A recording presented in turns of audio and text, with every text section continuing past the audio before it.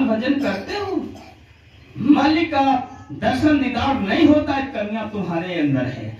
दिल का हुजरा साफ कर जाना के आने के लिए, ध्यान गैरों का हटा उसको बिठाने के लिए, चश्मे दिल से देख जो जो तमाशे हो रहे, दिल सिता क्या क्या है तेरे दिल सताने के लिए। एक ही दिल लाखों तमन्नाएं उसमें भी जाते अभी, फिर ठिकाने हैं कहाँ उसको टिकाने के लिए। कुदरती काबे के महराम में तो सुन गौरते है आ रही दूर से सदा तुमको बुलाने के लिए। क्यों भटकता फिर हुए तलाशे यार में, रास्ता शाहरग में है दिलवर पे जाने के लिए। मुर्शिदे कामिल से तू मिल सिदक और सबूरी से तकीब, जो तुझे देगा हम दिलवर पे जाने के लिए। उसे वातिल हो कुसादा जो करे कुछ दिन और नमक, ला इलाहा इल्लल्लाहु अकबर पे जाने के लिए। अरे कह रहे कि दिल का हुजरा साफ कर। जीवात्मा जहां बैठी है यही है जीवात्मा का दिल। हुजरा माने मकान, दिल का हुजरा साफ कर जाना के आने के लिए। गुरु को यहाँ बैठने के लिए इस मकान की सफाई करनी पड़ेगी, क्योंकि गुरु महाराज नाम दान दे करके यहाँ खड़े होकर के इंतजार करें हमारा बचवा जाएगा और मकान की सफाई करेगा, हमको बिठाएगा, हमको आराम कराएगा। ये बेसब्री से इंतजार कर रहे हैं। तो दिल का हुजरा साफ कर जाना के आने के लिए, ध्यान गैरों का हटा उसको बिठाने के लिए। सारे महापुरुषों ने तो यही बात कहा कि ध्यान गैरों का हटा गुरु को बिठाने के लिए। क्यों भटकता फिर रहा तू है तलाश यार में, क्यों मालिक की तलाश इधर उधर भटक रहा है कर रहा है। क्यों भटकता फिर रहा तू है तलाश यार में, रास्ता सहारग में है। सुखमना नाली से होकर जीवात्मा आई है, उसी से होकर जाएगी। रास्ता सहारग में है दिलवर पे जाने के लिए। मुर्शिदे कामिल से तो मिल सीधा और सबूरी से तकी, धैर्य और विश्वास के साथ गुरु के वचनों को पकड़ ले। कुदरती काबे के महराब में ये शरीर को कुदरती काबा महापुरुषों ने कहा ये जीवात्मा जहां बैठी और चंद्रा आकार बनता है, इसी को महराब कहते हैं। कुदरती काबे के महराब में तो सुन गौर से है आ रही धूल से सदा तुमको बुलाने के लिए। मालिक जो है आवाज लगा रहा है इस जीवात्मा को बुलाने के लिए। तो उसी चीज को कह रहे कि बड़ी मजबूती के साथ गुरु के वचनों को हमको आपको पकड़ करके चलना है। सुन है तकी ना जाइयो जिनहार देखना, अपने ही आप में जलवाए दिलदार देखना। पुतली में दिल है दिल में भरा राजकुल का गुण, इसी पर्दा है सिया के जरा पार देखना। 14 तबक का हाल आयाम हो तुझे जरूर, गाफिल न हो ख्याल से होशियार देखना। मुर्शिद कहे सुन ऐ तकी यह राजे बातिन है जुदा, रखना हिफाजत से इसे यह निशा तुझे। मुर्शिद बिन करम किसी मुर्शिद रसीदा के, राहे निजात दूर है उस पार देखना। गुरु के बिना मुक्ति मोक्ष असंभव है, कोई नहीं। जरा देखें कैसे कैसे लोग जो है इस दुनिया में आकर के, इस कलयुग में आकर के अपने गुरु के ऊपर कुर्बान हो गए। ये जरा इतिहास देखें। बात उस समय के जिस समय उत्तर प्रदेश की धरती में, इसी धरती पे बदायूं जिला में हजरत शेख निजामुद्दीन औलिया महबूबे इलाही साहब आए हुए थे, जो फरीद साहब के शिष्य थे। फरीद साहब जो थे कुतुबुद्दीन बख्तियार काकी साहब के शिष्य थे।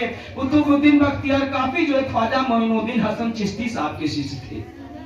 यही हजरत शेख निजामुद्दीन औलिया महबूबे इलाही साहब बदायूं जिला की धरती पर आकर के जीवों को समझा रहे थे, चेता रहे थे। बहुत बड़ा जंग घट लग गया। उन्होंने एक नियम बना दिया, सारे जो भक्त चढ़ावा ला करके चढ़ाते थे, उन्हीं चढ़ावों को जो है भक्तों में बांट दिया करते थे। ये शोहरत चारों तरफ जो है फैल गई। गांव से एक बुजुर्ग आदमी चला, गरीब था, बीमारी से बिल्कुल मजबूर था, पहुंच गया शोहरत सुनकर के कि कुछ दया मिल जाएगी। पहुंचता है महात्मा जी के आश्रम में, सवेरे होते पहुंच गया। कहा हुजूर मैं आपके यहाँ कुछ फरियाद लेकर के आया हो, कुछ दया की भीख मांगने के लिए आया हो। गुरु महाराज ने कहा क्या चाहते हो। कहा हुजूर हमारे घर में कोई नहीं है, हमारा घर तबाह हो चुका है, बर्बाद हो चुका है, हमारी धर्म पत्नी का भी देहांत हो चुका है, घर में कोई परिवार नहीं है, मात्र हमारी एक बेटी है, वो भी बिटिया सयानी हो गई है, उसकी शादी करनी है, हाथ पीले करने हैं, हमारे पास एक पैसा भी नहीं है, अगर दया हो जाती तो मैं अपनी बेटिया की शादी कर लेता। गुरु महाराज ने कहा अच्छा ठीक है बच्चा बैठो बैठो, कोई आएगा हमारा बच्चा चढ़ावा लेकर के मैं दे दूंगा, ले जा करके अपनी बेटी की शादी कर लेना। संजोग ऐसा हुआ, शाम हो गई, सूरज ढलने लगा, कोई चढ़ावा लेकर के नहीं आया। बूढ़ा आदमी कहने लगा हुजूर मैं घर जाना चाहता हूँ, बेटी हमारे घर में सयानी है। गुरु महाराज ने कहा ठीक है घर जाना चाहते हो जाओ, कोई चढ़ावा तो आया नहीं, ले जा हमारी एक जूती है, इसी को बेच करके अपने बिहुअल बिटिया की शादी रचा लेना। आखिर वो बुजुर्ग आदमी फटी हुई जूती को अपने रुमाल में बांधता है और बांध कर लेकर के चल दिया।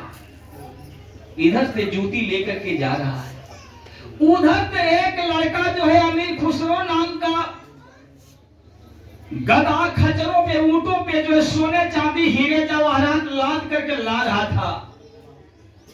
बूढ़े आदमी जो जूता लेकर के जा रहा था उसी जूती से खुशबू बिखर रही थी।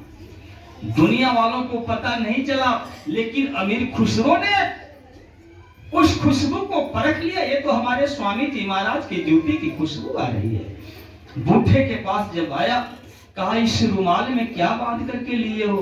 कहा मैं गया था महात्मा जी के पास, उन्होंने जूती दिया है अपनी, मैं उसी जूती को लेकर के जा रहा हूँ, इसको बेचेंगे, अपनी बेटी की शादी करेंगे। अमीर खुसरो ने कहा इसकी कीमत कितना लेंगे आप? कहा जो मिल जाएगा दे देंगे। कहा कि देखो मैं ये हीरे जवाहरात सोने चांदी मोती सब ला रहा हूँ, सब ले लो और इस जूती को दे दो। सोचा कि अपने स्वामी जी महाराज की एक ही जूती है, चल करके दे देंगे और गुरु महाराज प्रसन्न हो जाएंगे। बुजुर्ग आदमी कहा मैं मजबूरी का मारा हूँ, गरीबी का मारा हूँ, तू मजाक कर रहा है? कहा मैं मजाक नहीं कर रहा हूँ, ले जा सब सामान, बस इस जूती को दे दे। जूती दे देता है बुजुर्ग आदमी, हमें खुश लेकर के उसको जो माथे से लगाया, अपने रुमाल में बांधा और लेकर के आ गया आश्रम में। आश्रम में इधर गुरु महाराज बैठे बड़े बेसब्री से इंतजार कर रहे हैं, हमारा बेटा गया है बंगाल में, कवियों का सम्मेलन हो रहा है, उस सम्मेलन में हमारा बेटवा गया है, क्या वो हार गया कि जीत गया, अभी तक आया नहीं। इंतजार कर रहे, तब तक अमीर खुसरो जो है आश्रम में हाजिर हो जाता है। जब आश्रम में हाजिर हो गया, गुरु महाराज पूछ बैठे, अरे गया था तुम सम्मेलन में हार गया? कहा मैं हार नहीं गया हूँ गुरु, मैं जीत गया। कहे तब तेरी सब सामान क्या हो गई, पुरस्कार तब क्या हुए? कहा कि आपकी जूती लेकर के एक बूढ़ा आदमी जा रहा था, मैंने सारे पुरस्कार उसको दे दिए और उस जूती को खरीद लिए। सोच रहा था कि गुरु महाराज प्रसन्न हो जाएंगे, खुश हो जाएंगे, दया कर देंगे। बस इतनी बात सुनते ही गुरु महाराज डांट पड़े, अरे तुम्हारी इतनी औकात हो गई, तुम्हारी हिम्मत ये कहां से हो गई हमारी जूती की कीमत लगाने की? भर जाए आश्रम छोड़कर चला जा, घर जाकर के भजन कर। इतनी बात सुनते ही वो अमीर खुसरो कांपने लगा। हमने सोचा हमारे स्वामी जी महाराज प्रसन्न हो जाएंगे, हमारे स्वामी जी महाराज नाराज हो गए। सोचा कि क्यों ना गुनाहों की माफी मांगने, लेकिन अमीर खुसरो ने समझता था कि गुरु के आदेश का पालन ही गुरु भक्ति होती है। अगर गुनाहों की माफी मांगने लगेंगे तो गुरु के आदेश का उल्लंघन हो जाएगा, गुरु भक्ति में आज दाग लग जाएगी। इसलिए रोते हुए अपने कदम को वापस खींच लिया। अपने कदम को जब वो अमीर खुसरो वापस खींच लिया, बिरह की आग लग गई। रातों दिन अमीर खुसरो घर में रोने लगा। उधर देखें गुरु महाराज रोज अपने प्रेमियों को सत्संग सुनाते रहे, सत्संग करते करते बीच में रोने लगते थे। हमारा एक बेटा था, हमारा एक बचवा था अमीर खुसरो, मैंने उसको डांट करके भगा दिया। हमारे बचवा को कभी सत्संग सुनने को नहीं मिलता है, पता नहीं कैसे होगा, कैसे उसकी हालत होगी, ये कह करके रोने लगते थे गुरु महाराज। अब एक दिन देखे लोग सत्संग सुन करके जा रहे थे, अमीर खुसरो कहीं रास्ते में मिल गया। पूछने लगा, भैया जरा हमारे गुरु महाराज की हाल बताओ, हमारे स्वामी जी महाराज कैसे हैं? हमारे स्वामी जी महाराज को कोई तकलीफ तो नहीं ना है? हमारे स्वामी जी महाराज की तबीयत ठीक है ना? लोग कहने लगे कि तू बड़ा जालिम है, बड़ा कुकर्मी है, तू गुरु महाराज को बड़ी तकलीफ दिया है, तेरे लिए गुरु महाराज रोज रोते हैं, रोज कहते हैं कि हमने अपने बचवा को भगा दिया, तेरी याद कर करके गुरु महाराज रोज रोते हैं। इतनी बात जब अमीर खुसरो सुन लिया कि हमारे लिए हमारे स्वामी जी महाराज के आंखों से रोज आंसू चलते हैं, अरे वो विरह की आग फटक जाती है। अब बड़ी बेसब्री से रातों दिन जो है अमीर खुसरो लगातार रोने लगा। जब अमीर खुसरो इधर देखकर रोने लगा, अब गुरु का सिंहासन हिल उठा। गुरु बर्दाश्त न कर सके, मौज में आ गए और अपने प्रेमियों को लेकर के अमीर खुसरो के गांव की तरफ चल दिए। जब अमीर खुसरो के गांव के तरफ चले हैं, अमीर खुसरो जब दूर से देखा कि हमारे गुरु महाराज आगे आगे और पीछे पीछे से हमारे गुरु महाराज के गुरु प्रेमी आगे हमारे गुरु भाई आ रहे हैं, दौड़ करके जाकर के अमीर खुसरो गुरु महाराज के चरणों में गिर गया। गिर करके रोने लगा, हुजूर आपका इस अभागा बेटवा के घर कैसे आना हुआ? आप आदेश दिए होते मैं आकर के आपका दर्शन दीदार कर लिया होता। गुरु महाराज चुप कराने लगे, बच्चा चुप हो जा, मैं तेरे लिए आया हूँ। बड़े चुप कराने के बाद अमीर खुसरो चुप होता है। साथ में गुरु महाराज लेकर के दिल्ली शहर में प्रवेश किए। शाम हो गई, सूरज ढलने लगा। गुरु महाराज ने कहा, बच्चा आज यही पड़ाव पड़ेगा, कल सवेरे जो है हम लोग दूसरे पड़ाव के लिए चलेंगे। सब लोग टहलने लगे। पता चला टहलते टहलते चारों तरफ जब घूम रहे तो ये हुआ कि चारों तरफ वेश्याओं का डेरा है। गुरु महाराज ने कहा, बच्चा महापुरुष सीधा डमरू बजा करके भीड़ लगाते हैं, जब जैसा उचित समझ में आता उल्टा डमरू बजा देते हैं, भीड़ बिखर जाती है। सीधा डमरू बजा करके निजामुद्दीन साहब ने भीड़ इकट्ठी किए थे, अब उल्टा डमरू बजा दिए, भीड़ बिखरने लगी। सोचने लगे कि हम लोगों को वेश्याओं के डेरे में ला करके रोक दिया। तब तक गुरु महाराज ने दूसरा बात कर दिया। चले गए कोठे पे, कहे तुम लोग ठहरो, मैं कोठे पे जा रहा हूँ, हमारा कुछ काम है। जब कोठे पे गुरु महाराज जाते हैं, इधर भक्त जो है विचार करने लगे, देखो कोठे पे गए और उधर जब दरवाजा खुलता है, अंदर से एक औरत जो सामने आती है। सामने निजामुद्दीन साहब को देखते ही चरणों में गिर गई। आपका हुजूर इस अभागन बिटिया के घर कैसे आना हो गया? गुरु महाराज ने कहा, बेटी मैं कुछ मकसद से चला हूं, मुझको रात भर अपने घर ठहरने के लिए जगह दे दे। कहे हुजूर आपका ही घर है, थी तो वेश्या, लेकिन निजामुद्दीन साहब की शिष्या थी। कहीं हुजूर जिस कमरे में रहना चाहते हैं रह लीजिए, जितना दिन रहना है रह लीजिए। कहे कि बेटी रात भर रहेंगे, सवेरे चले जाएंगे, लेकिन जरा अपने नौकर को बुला लाओ। तो नौकर आता है, रंगीन बोतल गुरु महाराज ने मंगा करके दे दिया, तू जा नीचे इसमें पानी भर कर लेकर के आज। नौकर आता है, रंगीन बोतल में पानी भर कर लेकर जब चला, लोग सोचने लगे देखो वेश्याओं के डेरे में हम लोगों को रोक दिया। कोठे पे चले गए, अब शराब मंगा करके पिएंगे। सब लोग संगत को छोड़ करके सारे लोग चले गए। मात्र अमीर खुसरो नीचे बैठ करके अपने गुरु का इंतजार कर रहा है। भुरारी होती है, गुरु महाराज उतर करके जब आते हैं, नीचे देख रहे हैं कि कोई नहीं है। अमीर खुसरो बैठा, पूछे अरे और लोग कहाँ गए? सब लोग चले गए, हुजूर अपने अपने घर लोग चले गए। अरे बेवकूफ, तो तू यहाँ क्या कर रहा है? तुमको भी चला जाना चाहिए था ना।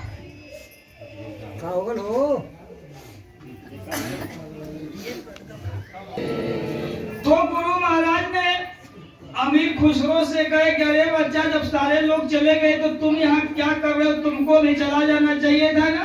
कहा हुजूर चला तो मैं भी गया होता, लेकिन हमको आपके चरणों के सिवा यहाँ इस दुनिया में कहीं कोई स्थान नहीं है। अगर आप हुक्म आदेश दे तो मैं जिंदगी की आखिरी श्वास आपके चरणों में ही व्यतीत कर दूंगा। तब गुरु महाराज ने अमीर खुसरो को लेकर के साथ में चले हैं और नए सिरे से संगत की तैयारी शुरू हुई। संगत तैयार जब हो गई, गुरु महाराज ने अमीर खुसरो को आदेश दिया, बच्चा जरा चला जा तू बंगाल में और जा करके हमारा ये पैगाम लोगों को सुना दे, सब लोग शाकाहारी हो जाए, मांस मछली अंडा सब लोग त्याग कर दे और मानव शरीर अमोलक है, रूहों पे रहम करें, जीते जी मालिक को प्राप्त करने का रास्ता ले लें, संत महापुरुष की तलाश कर लें। ये संदेशा भिजवा दिया। आप इधर देखें, संगत जब तैयार हो गई, निजामुद्दीन साहब ने सबको बुलाया और कहा कि देखो बच्चा, अब हमारे जाने का समय पूरा हो गया, मैं अब इस भाड़े के मकान को मैं भी खाली करना चाहता हूँ, इस दुनिया को छोड़ करके इस पार्थिव शरीर से अलग होना चाहता हूँ। जब ये आदेश गुरु महाराज देने लगे, सारे बच्चे उनके रोने लगे, कहे हुजूर हम लोगों का क्या होगा? कहे कि जब तुम लोगों को मुझसे बात करने की इच्छा हो, मुझसे मिलने की इच्छा हो तो इस घाट पे आ जाना, मैं तुम्हारे घाट पे मौजूद हूँ। सब लोग चुप हो गए, लेकिन निजामुद्दीन साहब ने अपने प्रेमियों को एक आदेश सुनाया, कहा कि बच्चा देखो, जब ये हमारी जीवात्मा इस शरीर से अलग हो जाए, मैं जब इस दुनिया को छोड़ करके चला जाऊं, ये हमारी शरीर जो है जब लाश बन जाए तो हमारी इस लाश को जो है धरती के अंदर कब्र खोद करके हमारी लाश को दफना देना, और तुम्हारी जो इच्छा हो, जैसी मौज मर्जी हो, पूजा पाठ हवन जाप कर लेना। लेकिन हमारा बेटवा अमीर खुसरो बंगाल में गया है जीवों को समझाने चेताने के लिए, जब वो वापस आएगा तो हमारे उस बेटवा को इस कब्र के पास में मत आने देना। लोगों ने कहा हुजूर ऐसा क्यों होगा, क्या इतना आपका वो बेटा या भागा है कि हम लोग आपके कब्र का पूजा पाठ हवन जाप कर लेंगे, वो अमीर खुसरो को यहाँ नहीं आने दिया जाएगा? तब गुरु महाराज ने कहा, अरे बच्चा वो हमारा बेटा ऐसा नालायक नहीं है, वो बेटवा हमारा जब आएगा, जब उसको ये पता चल जाएगा कि हमारे स्वामी जी महाराज इस दुनिया को छोड़ करके चले गए, हमको छोड़ करके चले गए, तो वो हमारा बेटवा हमारे बिना पागल हो जाएगा और पागल हो करके हमारे इस कब्र के पास में आ जाएगा। उसकी गुरु भक्ति से प्रभावित होकर के ये हमारी लाश जो है इस कब्र को फाड़ करके निकल जाएगी और ऐसे गुरु भक्त को गले से लगा लेगी, ऐसा भारी चमत्कार हो जाएगा। इसलिए हमारे बेटवा को इस कब्र के पास में मत आने देना। ये आदेश फरमा करके गुरु महाराज शरीर छोड़ करके चले गए। आप देखें, अमीर खुसरो आता है, कुछ दिनों के बाद जब आया, सोचा चला मैं चलूं अपने स्वामी जी महाराज के कुटिया में अपने गुरु महाराज का दर्शन दीदार कर लूं। अमीर खुसरो जब आया, पहुंचा अपने स्वामी जी महाराज के कुटिया में, तो कुटिया में तखत तो लगा था लेकिन खाली था। दरवाजे पर एक सेवादार खड़ा था, उससे पूछ लिया अमीर खुसरो, भैया हमारे स्वामी जी महाराज कहाँ गए हैं? वो सेवादार चुप हो गया।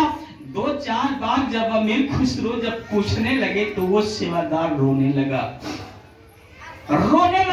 लेकिन कुछ बोला नहीं। इसके बाद जो है अमीर खुसरो को शंका होने लगी, दौड़ करके पागल होकर के अपनी बहन रुखसाना के पास पहुंचा। जो गुरु बहन थी रुखसाना, अपने स्वामी जी महाराज की सेवा सत्कार किया करती थी, खाने पीने की व्यवस्था बनाया करती थी। पहुंच गया अमीर खुसरो रुखसाना बहन के पास, बात हमारे स्वामी जी महाराज कहाँ हैं? वो रुखसाना भी चुप हो जाती है।